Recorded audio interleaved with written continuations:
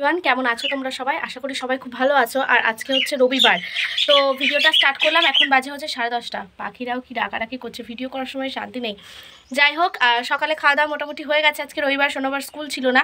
এইবার কি রান্না বান্না হবে সেটা তোমাদের সাথে একটু শেয়ার করার জন্য ভিডিওটা অন করলাম।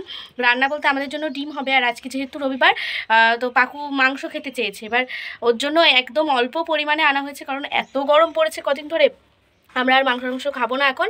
তো যাই হোক, বাচ্চা মানুষ, ও যেহেতু মাংসটা একটু বেশি ভালোবাসে, সেই কারণে ওর জন্য শুধু ওর মতনই আনা হয়েছে। আর আমাদের জন্য ডিম রান্না হবে। আর মা মানে সবজিপাতি সব কেটে দিয়েছি মাকে, কুমড়ো কাটা হয়ে গেছে, কুমড়ো দিয়ে একটা তরকারি হবে, আর ডিম রান্না হবে আমাদের। আর ওর জন্য হবে চিকেন।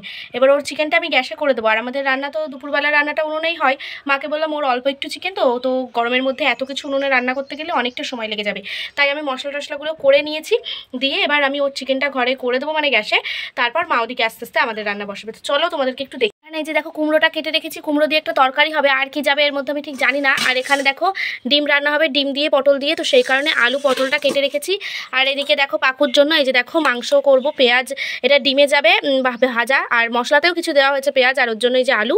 আর এই যে দেখো এটা হচ্ছে ডিমের মশলা, দাঁড়াও, এটা হচ্ছে দেখো ডিমের মশলাটা করে রেখেছি।